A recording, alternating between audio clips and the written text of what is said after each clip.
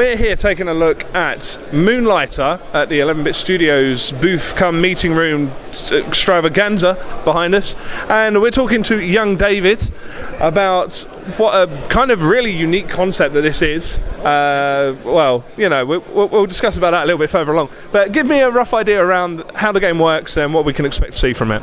Okay, so Moonlighter is a roguelike game with merchant elements.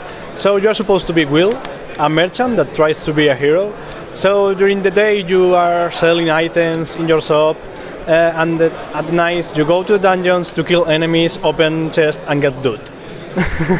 And get good. I mean, to be fair, that's one of the ones that I need to work on most in every game, as we saw as I died repeatedly whilst trying to play through it. So the first thing that I suppose is probably worth mentioning is just how many times have you had the comparison to a certain cutesy game where a girl runs a shop called Reciteer?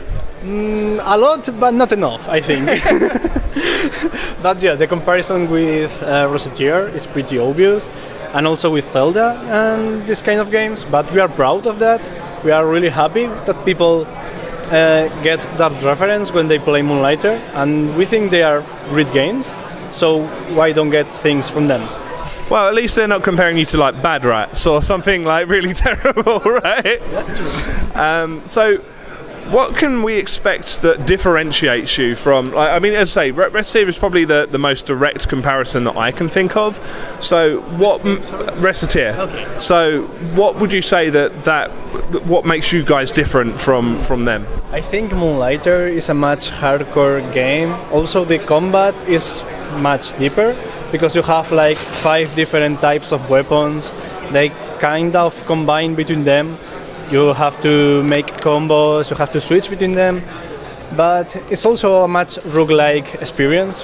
You know, you have to die a lot of times, you improve yourself, you learn a lot from the game, there are secret rooms, you learn from the generation of the dungeons. So in the combat part and the roguelike part is much different from Reciteer.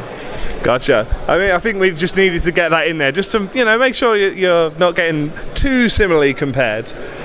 So we were playing in there on, I believe it was a PC version if I'm not too terribly mistaken, but where can we expect to see Moonlighter once it is available?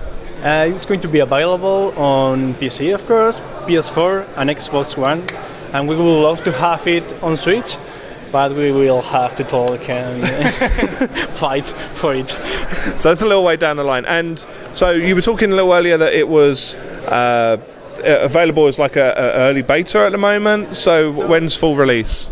So the people that paid for the beta tier while the Kickstarter, they have access to the beta right now. Well, they will have in a week or so.